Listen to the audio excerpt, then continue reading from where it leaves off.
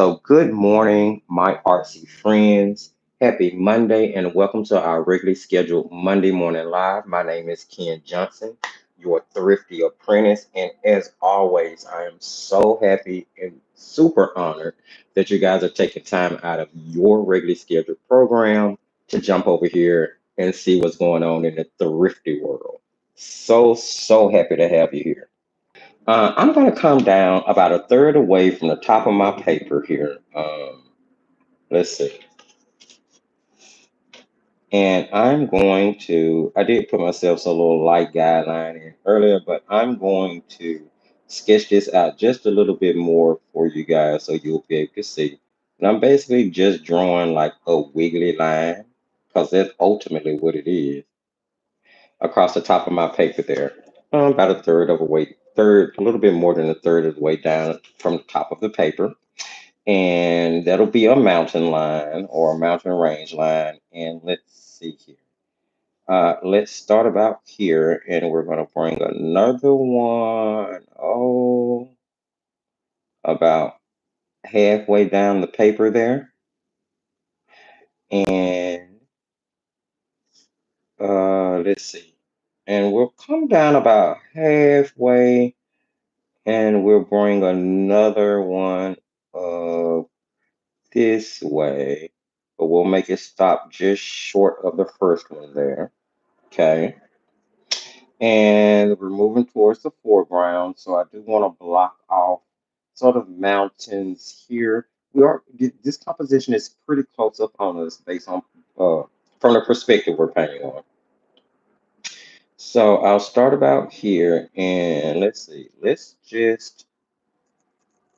We're gonna kind of, I'm not being too precise about anything, friends. Now, know that this is not something, I mean, you have to get too particular with because we're going to be using colors basically to do our distance. Let's put a little, we'll put a little water back here. Let's kind of circle it off. Maybe there's a little pond back there. All right. And let's put us in a path. You know, we love paths.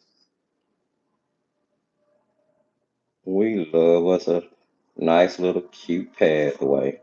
Okay. We're gonna let it fall off the paper. We'll let it come towards us off the paper, and you'll start it thin because it's in the distance, right? So it'll be thinner and closer together in the distance, and then it'll fan out and widen as it comes towards you. So we'll keep it thin back here, and as we curve, we'll start getting a little bit thicker with that. Let's see. Kind of go back this way, and then we'll let it kind of curve off the paper like that. There, that's fine. And I think that might be enough. We'll put some, uh, let's make a pile of rocks kind of over here. So I'm just going to sketch in where the bottom of that rock formation would be, just so we bring the kind of rocky feel across the paper. Let's put another one here.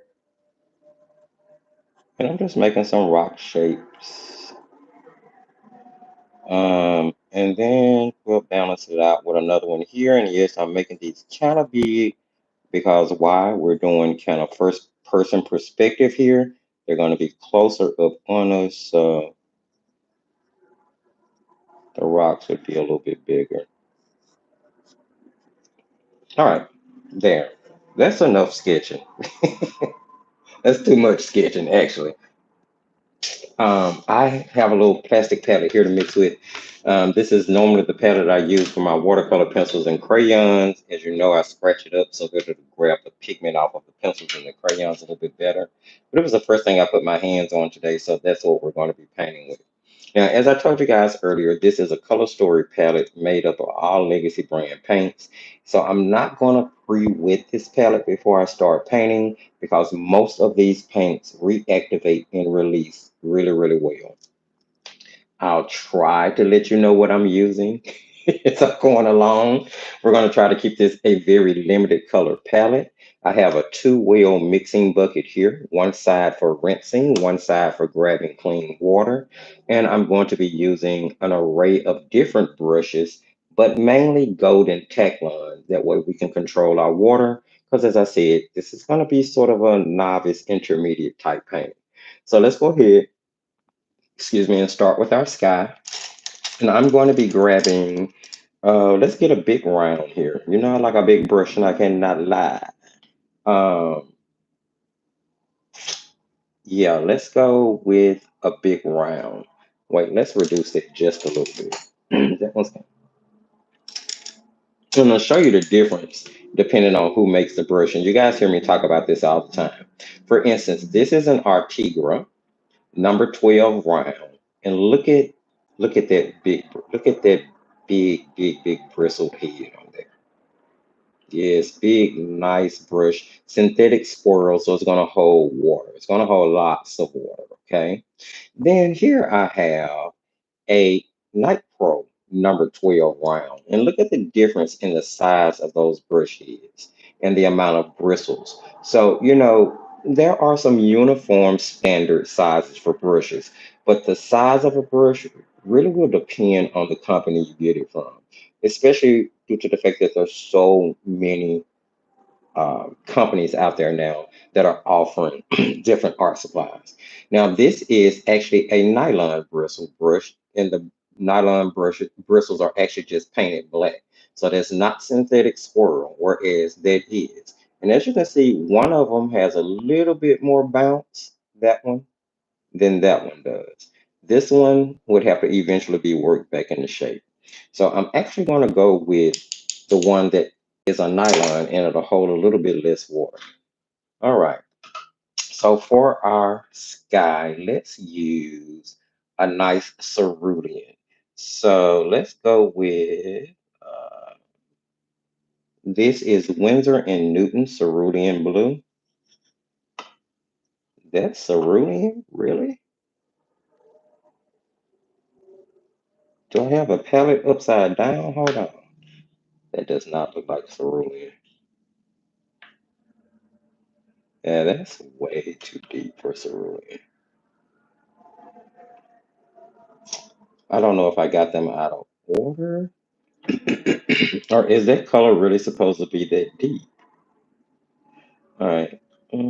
This is Renaissance Cobalt Pale. I'm just kind of searching. Okay, let's go with this. This is Cobalt Pale. This is Renaissance Cobalt Pale.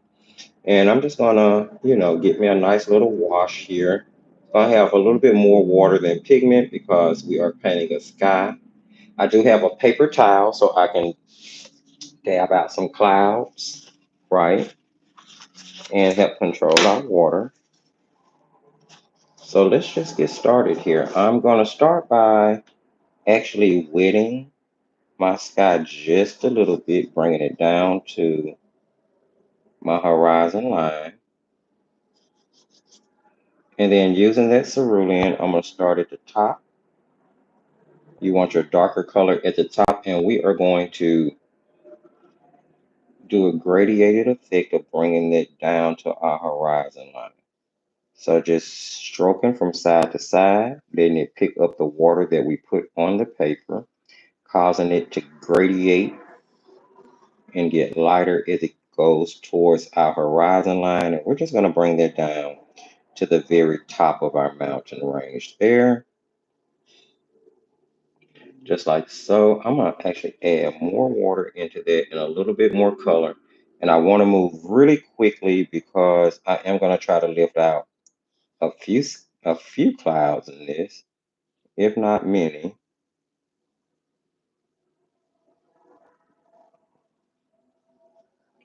I grab my paper towel and right up towards the top here, I'm going to start blotting. You want to dab and lift, dab and lift.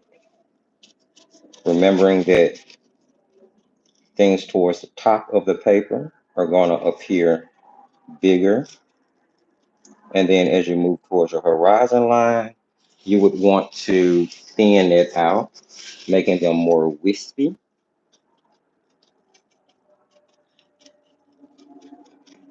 And I was about to get some harsh lines there. Let me see if I can blend that out. Not sure where those harsh lines were coming from all of a sudden, but I'm gonna blend it out towards the bottom.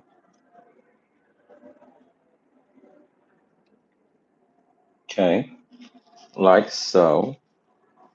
Just to give us a little wispy cloud, you can, darken up your little blue areas if you want, kind of painting in around your clouds. That way they stand out a little bit more. Okay, like so. I'm gonna go ahead and move on down to that first mountain range, keeping in mind that when we're building a landscape, um, colors, darker, cooler colors are going to make things recede and seem further away from you as the viewer from the perspective of standing at the bottom, excuse me, in the bottom of the paper. So the cooler in color we make things in the background, the further away they're going to seem from us. So I'm going to continue to use that. Uh, what was that we were using? That Renaissance Cobalt. And I'm actually going to, I don't have a brown per se. Um, Interesting. I would normally mix one. I should have grabbed one just to add to this palette to keep things simple. So that's what I'm gonna do. Give me just a second. And I'm just gonna grab my Defiant Art Bamboo Border palette, pop it open, and I'm gonna borrow some of this. What is this? Yeah, I'm gonna borrow some burnt sienna from it, and it's gonna gray down our blue quite a bit. I'm testing that on my paper here. All right, that's not too bad. Sorry if I hit that camera. So I'm using cobalt blue pale and just a touch of burnt sienna to it, or you can use a touch of burnt umber to it. Whatever brown you have on your palette, add a little bit more blue to that because I wanted a little bit more blue leaning. And then I'm just going to paint in my mountain back here.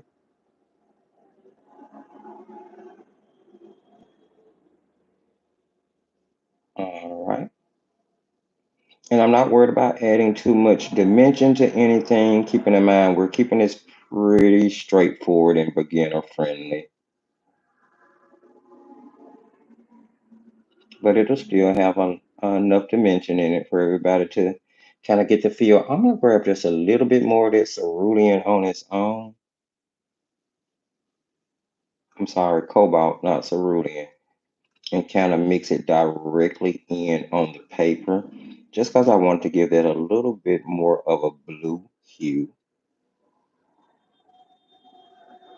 just to help it recede and push it back a little bit more.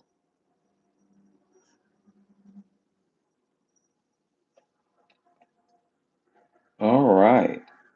See how simple that was? Very simple, right? Absolutely. And you don't have to worry about it. We're going to be leaving little gaps in between the sections we paint, so it's going to be okay. Let's go ahead and I kind of want to, that little area is going to be water. I don't want to really paint too much. I'm going to switch brushes. Let's get something smaller here. I'm going to go to some, oh, let's see. This is a number zero round. It's a very, very small brush. And I'm still using that cobalt. Just going to add some water to it. Just straight cobalt with a little water. And we're going to throw that in here. And I'm going to leave a little gap between that mountain I just painted and that water because I don't want those to really run together too much. And it's just a little water area there, Just a little one. Now, if you can paint up to the edge and it not run, then go ahead. It looks like I was able to kind of work that in there.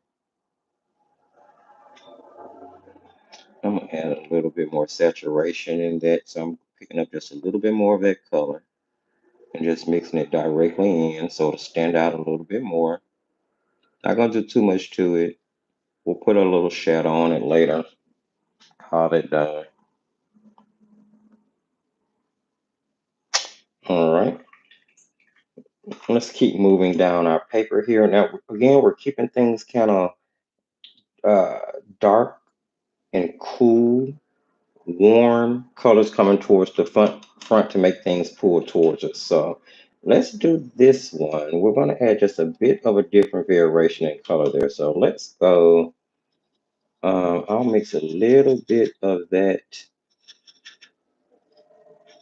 darker gray blue we used, and then let's add a nice red in there. Let's add a nice red. Let's go with. We want something a little rosy, so let's go with the Sennelier Alizarin Crimson Deep. That's really deep. Let's just go with a regular Sennelier Alizarin Crimson. We'll mix a little bit of that, and it's going to give us sort of a purpley feel, purpley hue. Mix a little bit more of that cobalt back into it, but I don't want it too purple. Just want it a little balanced here. All right, and then I'll pick that up and just kind of drop it into this next mountain area. I really want it to be a little bit more crimson than anything, so I want to make sure that that purple is definitely more kind of red leaning. And we're doing a colorful little fun landscape. Nothing, anything too serious.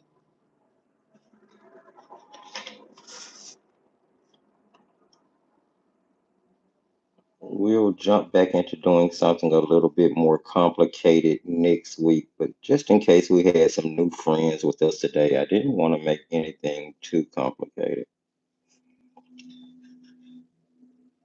And I feel like I want to add a little bit of color to that. I don't know. So let's see, let's mix in just to give it some dimension so that it's not flat. Let's grab some of that alizarin crimson.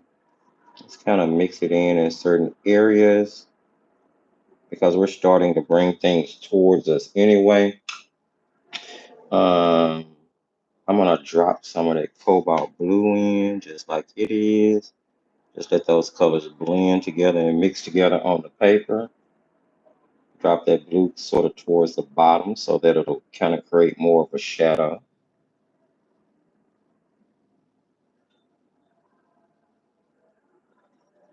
And if you're, I'm experimenting with you guys. I am. I just kind of want to blend it in.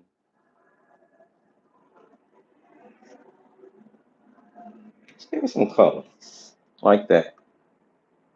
Let those just blend on the paper and do their own thing.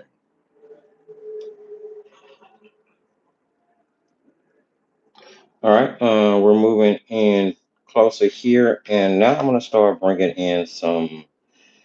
Oh, do I have a yellow ochre in this set? Did she put a? Did we get a yellow ochre in the color theory? We have a cat named Yellow Deep Hue, Quinacridone Gold. We didn't get a yellow ochre, so I'm gonna grab a little yellow ochre out of this other palette that I have sitting here, and let's see, little yellow ochre, and I don't know. Let's add in a little bit of alizarin crimson we were using earlier. And that's going to go here. We're pulling this closer to us.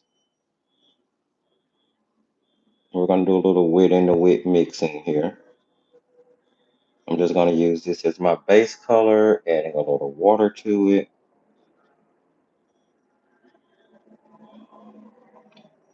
And if you are new to watercolor, please understand that every single painting you do goes through what we call the ugly stage. It's the stage of the painting when you're just starting to put on your colors. Nothing is going to make a whole lot of sense, okay? It's okay. You have to just trust the process. So I'm going to put down that color now. Let's mix in. Let's see, let's mix directly into that a little yellow ochre at the top, and I'm putting in a little bit more saturated stronger color here. And then that yellow ochre could also blend into some of that red we were using earlier. Taking it in and just letting it mix on the paper. Sticking with the same colors we've been using. We're not adding anything new. Maybe I want that a little bit more purpley. So I'm gonna grab some of that alizarin and I'm gonna mix it with some of that cobalt we were using. It's gonna give me a little bit more saturated of a violet to use in the bottom here. And just let it work itself up.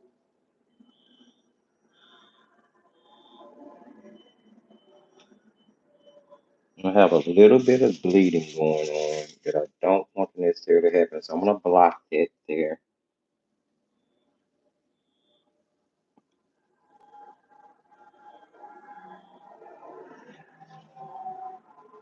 And I don't know, I want to mix a little bit more of that yellow into that, bringing that color on up the paper. And everything that I'm doing is a variation of the same color mixture, so everything should blend and be just fine. All right, I think that's good. We're going to start moving on down a little bit more. And as you can see, our layer levels are starting to blend together there. I need to fix that. I didn't mean for those to run together, but that happens when you paint something wet mixed to something wet. You're going to be running the possibility of having it bleed, which is what's going on there. So it's okay. Let's see. This particular set doesn't have a sap green. I want to bring in a green at this point. So let's use this Windsor and Newton Hooker's green.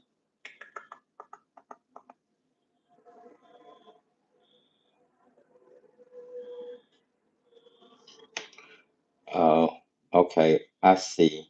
I understand how I misgauged that blue earlier now. Let's see. So this would be Hooker's green would be this one.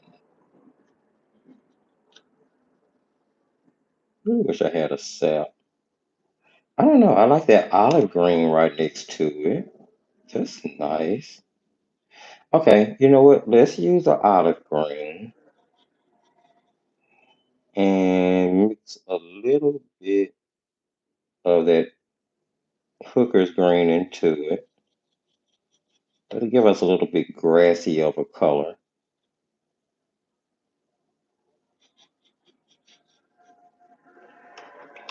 These paints reactivate so well. So the next time Chrissy does her little color theory, her little color story palettes, you guys might want to give those a try. I'm turning this sideways. I'm a little weird. I'm gonna wipe the water off the ferrule of my brush so I don't have anything run down my bristles and ruin what I'm about to do. And I'm gonna go in here and start adding in the darker color around the path we drew in. And although I typically use a flat brush when painting like the land area, I'm gonna keep this and let's add a little bit of that cobalt into that. See if there we go, get that a little darker for right around the pad area.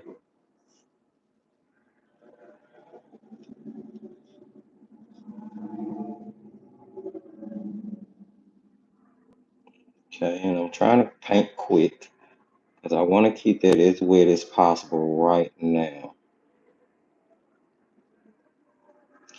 And I'm going to immediately grab yellow ochre since that's what we've been using and mix that yellow ochre into that color to give it, to lighten it up. And we're going to go in and pull that yellow ochre out from what we just painted. And it's going to lighten it up as it moves, give it some variation in your grassy area here. We're going to try to work, I want to work quick because as you can see, this paint will start to dry on this paper. Quite sure why it dries so fast on this paper, but it will.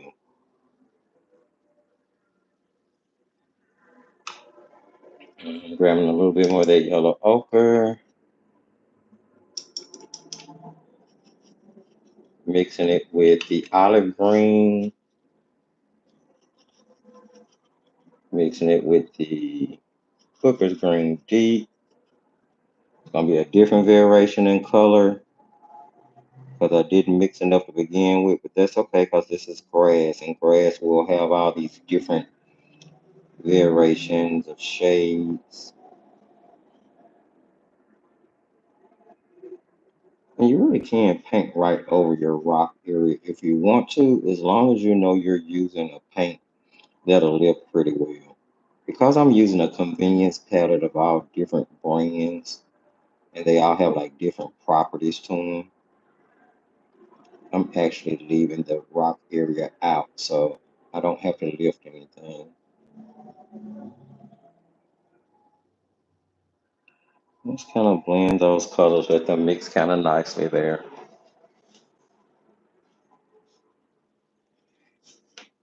And let's see here. We'll kind of do the same thing for our area here. Let's mix that darker color we were using. We were using Hooker's Green. We were using olive green. That's our base green. And it's getting a little bit more saturated and a little warmer as it moves towards us. So I need that to be a little darker. We use a little blue in it, a little of that cobalt, just so we can get a little darker around the path itself. And you can add water to it, keep it wet.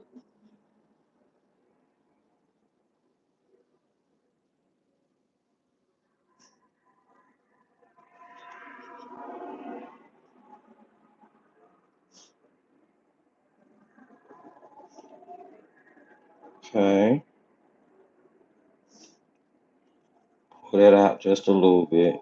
Don't want it to look too harsh. Now I'm going to go back and add that yellow ochre in to a little of that so we can get that lighter green hue. And we're going to pull that out from our darker green. Literally paint right up on that wet edge and pull it out.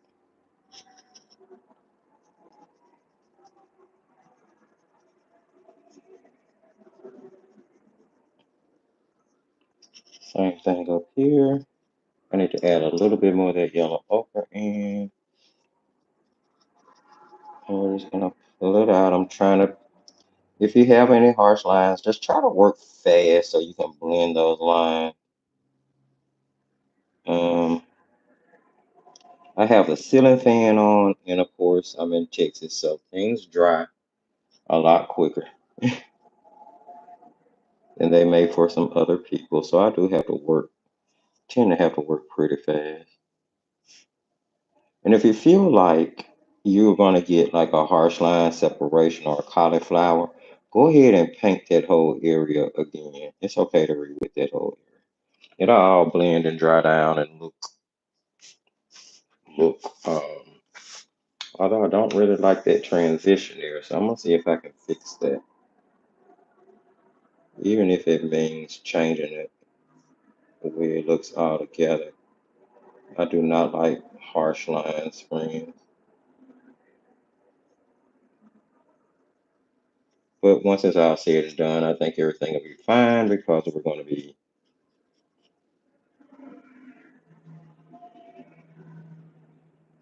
just see if we can help that all blend together a little bit better.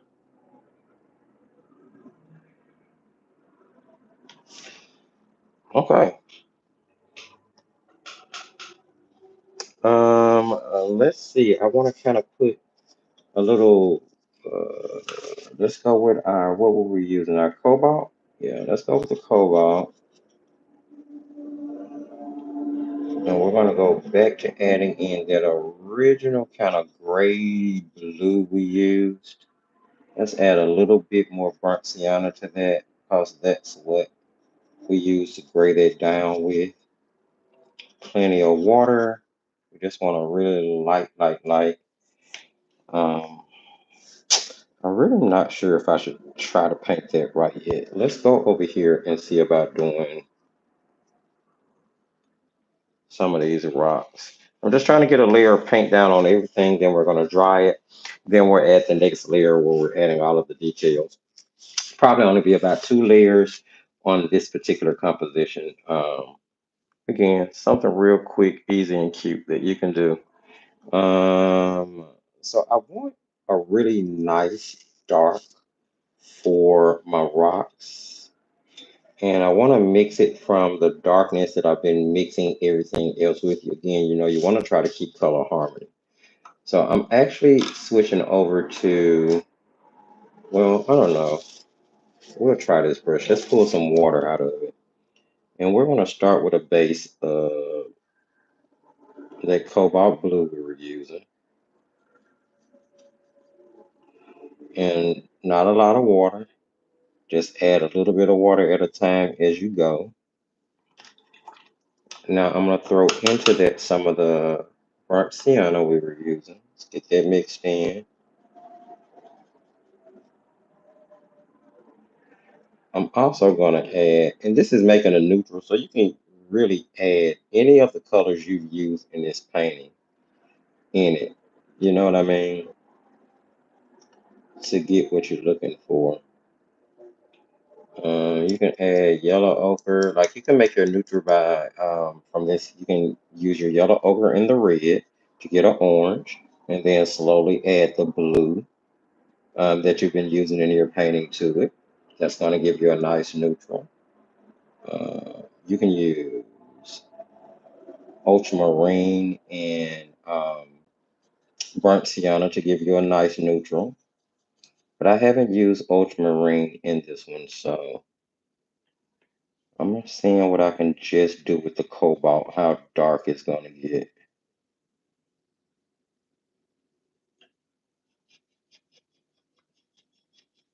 And let me add a little bit more of a alizarin to it. And notice at this point, I'm not going back and forth to my water bucket because I actually don't want to add any more water to this. One of the reasons I paint from dried down paints versus paints from the tube, because I can do this and then just clean off the top of my paint pan.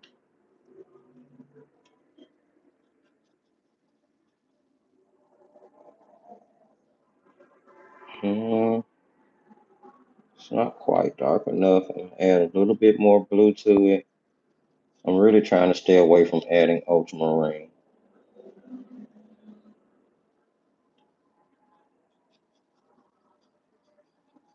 Okay, I think that's about as dark as I want to get that mixture. And I'll grab the smaller brush that I had at first.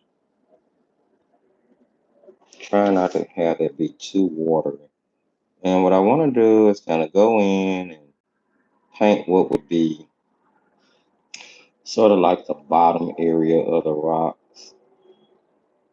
You know, we have a pile of rocks here, so You're about to see me use one of my normal techniques where we're going to be grabbing a credit card and doing some scraping. So what I want to do is keep this pretty juicy and pretty wet. Just add some darks in there. What else have we used? We use yellow ochre. So let's just quickly add some yellow ochre in there. We've used some alizarin crimson. Why not? Add some alizarin in there. Keep in mind your warm colors come towards the front. I really used too much alizarin there. I wasn't going to say that, but I did. That's okay. Mix in some more of that yellow.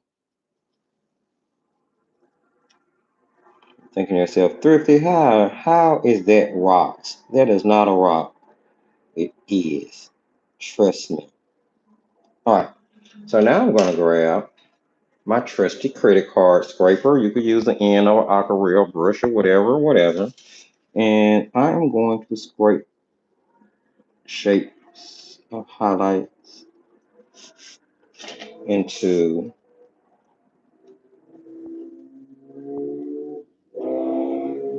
I'm just gonna scrape shapes. It's gonna move that paint, make it puddle in certain area. It's gonna stain areas. It's going to highlight other areas. You can even pick some of that color up and move it to another one of the rocks on the papers. Don't be shy. We're experimenting and playing here, remember?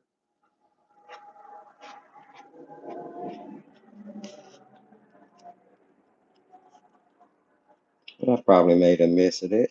That didn't quite go the way I planned it to. So, don't you worry, it'll be okay. I'm just gonna scrape all of that paint off. And it gave us a lot of texture there. Kind of move it around to where we're gonna have some other rocks. I'm gonna go back and grab my little small brush and my darker color. And we're gonna still shape out some rocks here, believe it or not. Yeah, like there's no way. Yep, this way.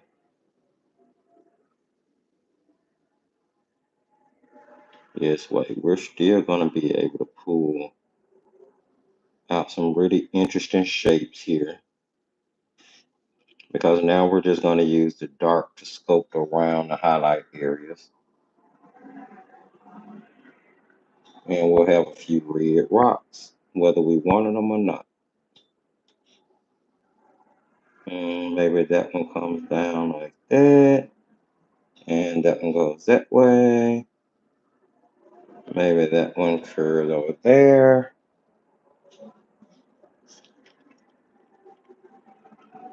And we just got this big rock shape here that looks way too red for its own good. Can't change it now. And this is one of those moments where, as an artist, especially when you're showing somebody else something, you really start to sweat because you realize that what you're doing is not necessarily coming out the way it has come out for you before, or necessarily the way that you would want it to come out to be showing somebody else. But it kind of is what it is, you know.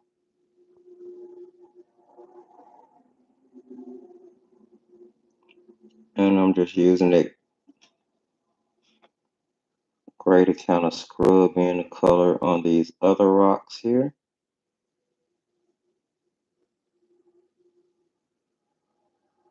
And we'll have uniform red rocks if nothing else.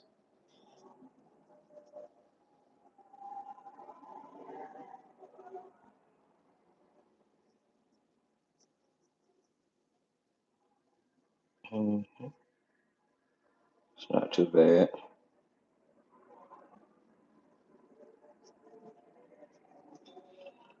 All right, now I'm gonna darken it up a little bit around the base of that one,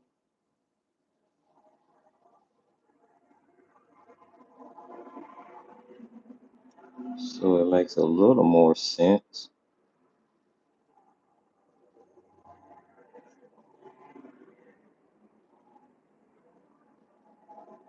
And once this first layer dries, we'll try to do a little bit more to this. I'm grabbing a scrubber brush. Where is it? Where is that scrubber brush? Um, where is it? Where is it? Where is it? So if you have a soft scrubber, now would be the time to try to utilize it because I do want to try to fix just a little. Okay, motorcycle. I do want to try to fix just a little bit of that rock area. What is- Okay, I don't see the scrubber brush. What is it?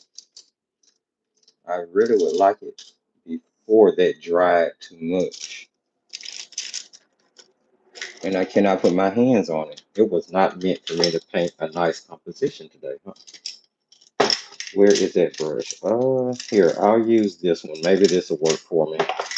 This is a synthetic, and the bristles are short. It's flat, a little bit on the hard side.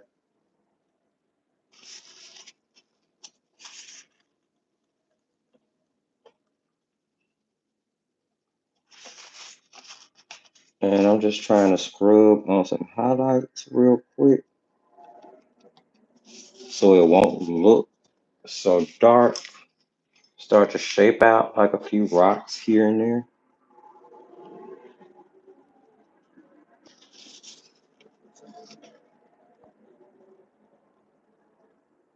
And I can lift some of this color that way when that dries, I can actually paint some more dark in there and it will look even more like rock.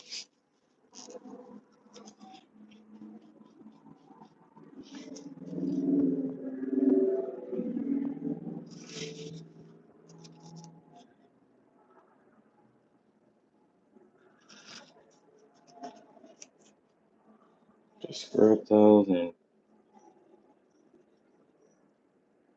lift out a highlight here and there. All right, let's move on. I'll worry about fixing it in a moment because it's going to need fixing. Hopefully I can fix it well. Grabbing a little bit more of the gray here, mixing it with enough of the water that we can kind of just paint out of the path really quick. Just adding a little tone to it, nothing too spectacular.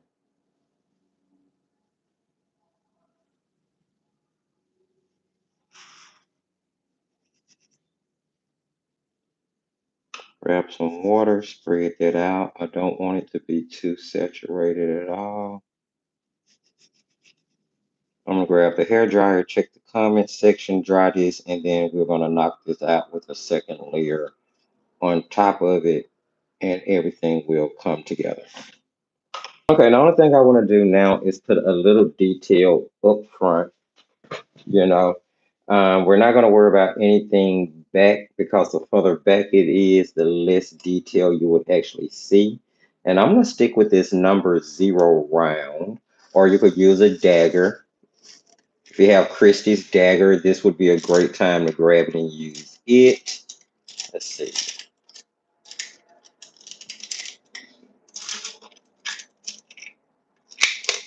Trying to see if I just have it sitting. I have 3 things of brushes sitting beside me, like literally 3 full things of brushes like this. So sometimes it's hard for me to find the brush that I'm looking for right away. But I want to use Christie's small dagger if I can find it. I'm gonna spend half of this live looking for brushes. Where is it? Here we go. I'm gonna use the uh, 1/8 dagger brush. This is the You Do You brush.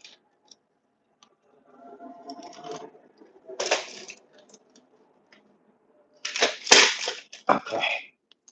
All right. Let's rinse that off. And actually, what I want to do is take that dark mix we did,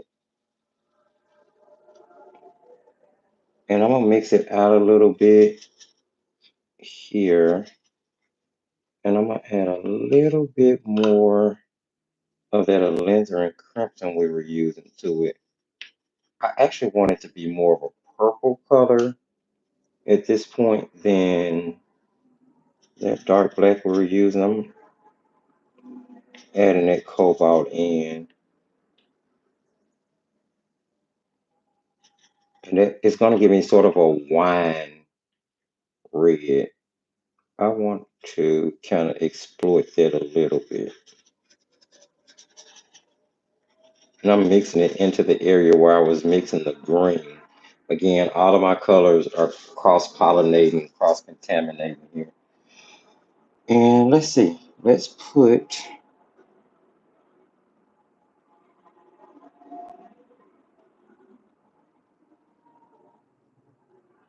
some little bushes,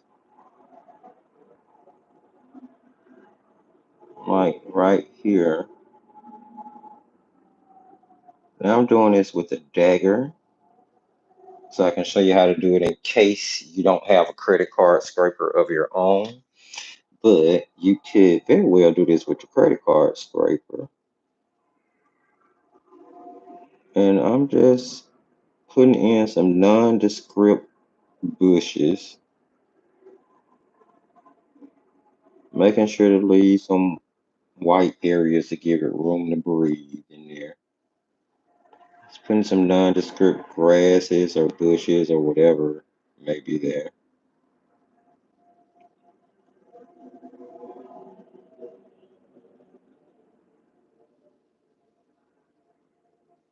Okay. And I'll start them small, working on a smaller piece of paper. You can always increase the size of them if you wanted to, but I'm just playing here, just building texture on stuff. And I think I want them here too, but I'm gonna add more water to it. And let's see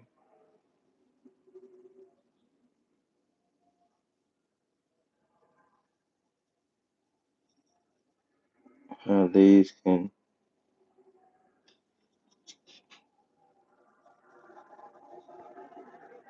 just play. Maybe they come up behind that rock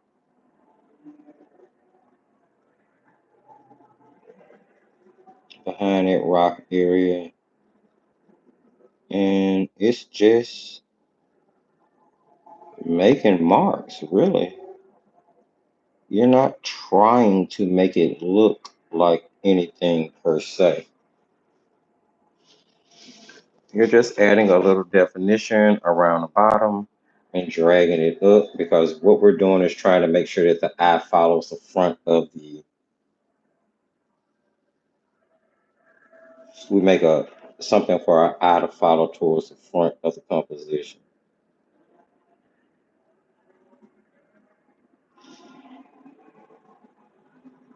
Okay. Now I want to take that darker color I had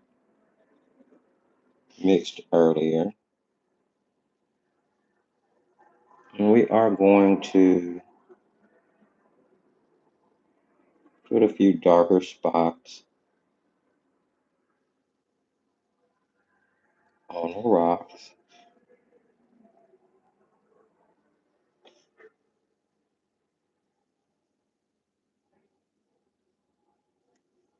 trying to give them some shape here,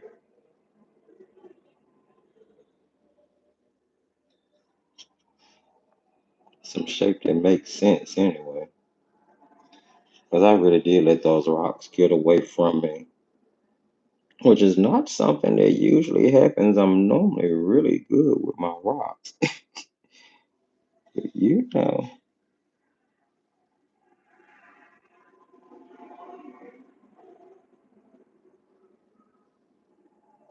Yeah, it is kind of what it is. I guess it's a pile of rocks. I don't know. We're gonna put some grasses up around it. It'll look a little bit better.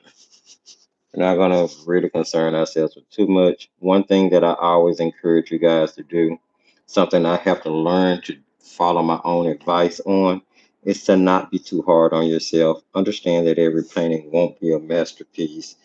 Everything won't turn out exactly the way you envisioned it in your head every single time you go to paint. But that doesn't mean that the painting was a failure. It means the painting was a learning experience.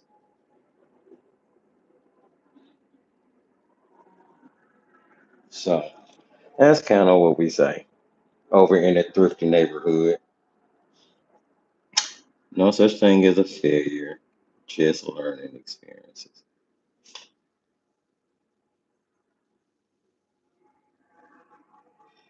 And there, that added a little bit of roundness to those rocks, made them stand out a little bit better. All right, let's add in some shadow on our path. I'm sticking still to the dark winey color. Let's see if we can use a little bit more of the gray tone color we were using earlier. I mean, it's just a slight difference between what's being used for the gray versus what's being used for the wine. And I just want to put a little shadow on my pad, give it a little dimension. Everything is real light in saturation.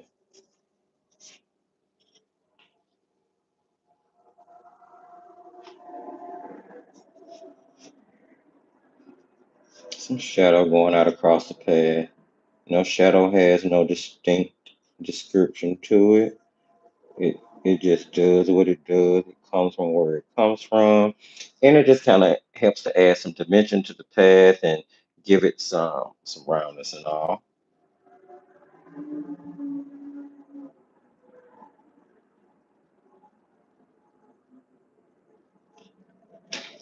Okay, I'm gonna do some sprinkling of some splattering here, just to get some more oomph going to the picture. So I'm gonna grab that number 8 round I was using earlier, and let's see.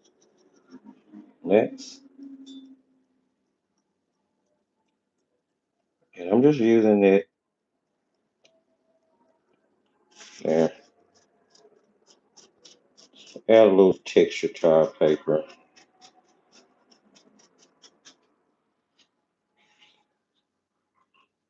Let's put some grasses in, and we're gonna call it a wrap on this other painting.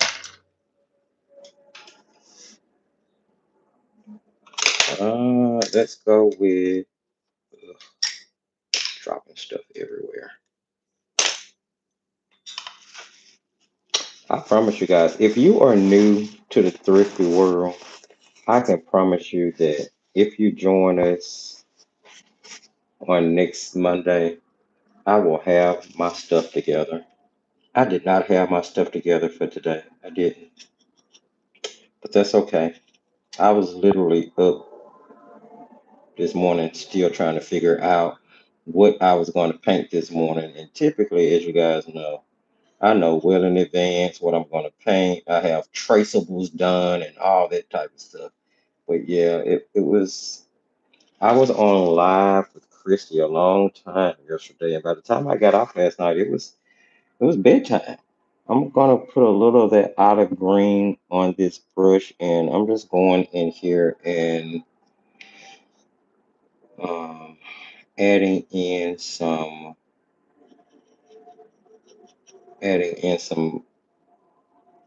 grasses around these rocks.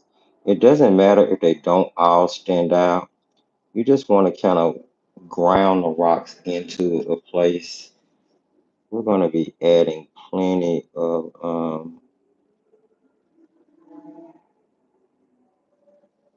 maybe some up around the path too. And again, here at this point, I'm just kind of grabbing a lot of the colors that are on my palette and painting in grass here and there in different places. Yeah, it was late last night, Peg. It was late. Had a ball. Don't get me wrong. I love moderating for Chrissy. I love talking to everybody and seeing everybody's excitement with getting the different products, just like with my own Palm Street lives. But um, Christy only does her lives like every 4 or 5 weeks, so they are kind of super long.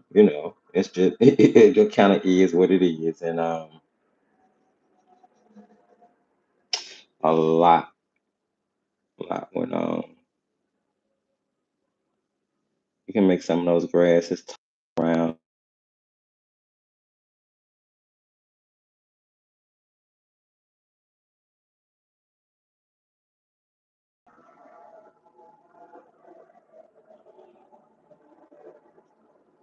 Okay, friends. I'm sorry I had a phone call come in. Please forgive any interruption that we may have had. There was a phone call come in. I forgot to turn on Do Not Disturb. I told you I wasn't completely, right for today. So just bear with me. I normally turn on Do Not Disturb so we don't have those issues. But there was a phone call that tried to come in. So it kind of came through because I didn't have on Do Not Disturb. So I had to send it to voicemail real quick so I could try to get back over here to you guys. I'm going to mix a little bit of that. I'm mixing a alizarin and the olive green to make a nice neutral sort of brown. It's gonna be darker than what we it's gonna be darker than what we normally work with. And I'm gonna add that into those little areas where I was already putting the patches of grass just to make them stand out a little more. What time was it? She went to, oh geez, it was like 9 or 10 maybe, but it started at whatever time it started. It was like a 4 or 5 hour live there,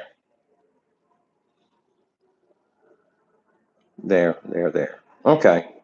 Now let's I don't know, let's put a flower or two in here to kind of round everything out. And that'll be a cute little landscape you can give a try.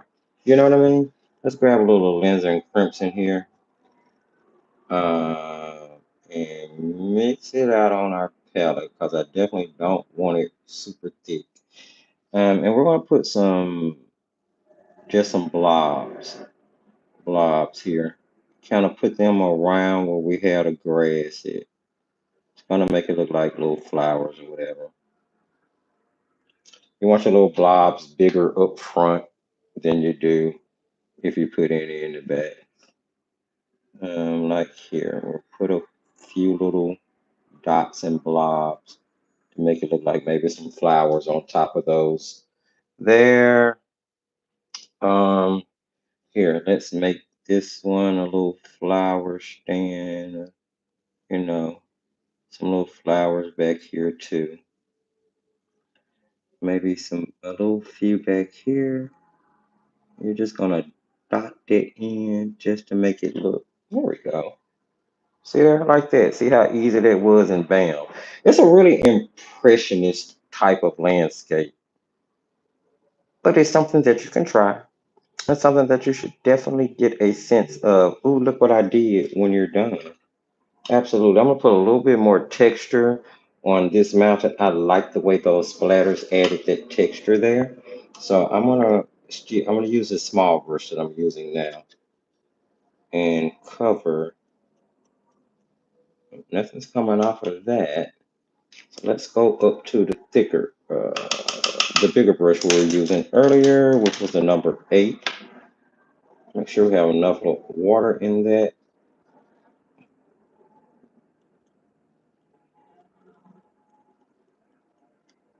Yeah, I like the splatters on that mount on that back there.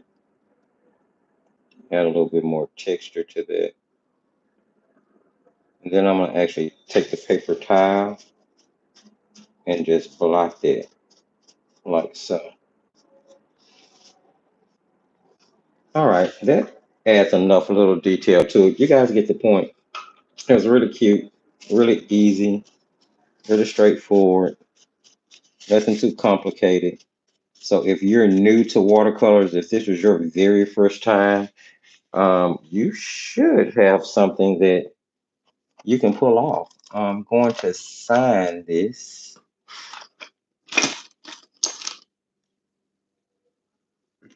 Mm, mm, mm, mm, mm, mm.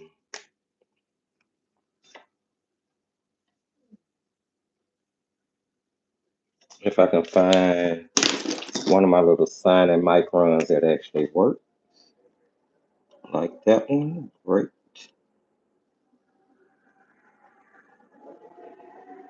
There we go. Another little practice landscape on this paper. So we've done quite a few little practice landscapes on this paper. Silhouette practice, perspective practice, watercolor pencil landscape practice, and now a convenience color, kind of colorful little landscape that you can give a try. I think it turned out okay in the end. I still don't necessarily like the way my rocks turned out over here, but you can't win them all, right? You can't win every battle no matter how hard you try. I do want to put a little bit more grass in right here, though. I don't feel like it's dark enough in that area. Hold on. So now I'm literally just grabbing things off my palette. Whatever the color was, it don't even matter. I'm just mixing it all together. I needed to put just a little dimension in it. It just seemed like there wasn't enough dark. All right, there we go. Virginia, I'm normally really good at painting rocks. Those particular rocks today, though, yeah, they did not want to cooperate. The paper dried super quick. Time I started putting down paint, you know, I could come up with a bunch of excuses. At the end of the day, though, it was a nice practice section and session. Why can't I talk all of a sudden? Practice session. And again, I think it's something that a beginner could give a try, and it would be pretty easy for them to pull off and still have a small sense of satisfaction from what they just, you might want to omit the rocks or just be a lot more careful putting yours in. All right, friends, we have talked and chit chatted. I have enjoyed hanging out with you. Like I said, today we didn't do a masterpiece. But let me just pop up on the screen real quick the last two lives we have done. Last week there was the um, boat dock live, and this week there was just this little cute kind of real straightforward, simple type of illustration. So you can check this one out from last Monday. And of course, if you want to rewatch this one, you can rewatch it today as soon as the live ends and paint along. Either way, I want you to go out, enjoy your week, have fun. Patreon, I'll see you tonight. Set your notifications for the pre-recorded release coming out this Wednesday for the Poppy, as well as the product review for the Posca Color pencils coming out this Friday, all right here on the Thrifty Apprentice YouTube channel. Until then, remember as I tell you, my RC friends, at the end of every single live and every single video, I artsy love you from the bottom of my artsy heart and just keep creating, friends. Bye.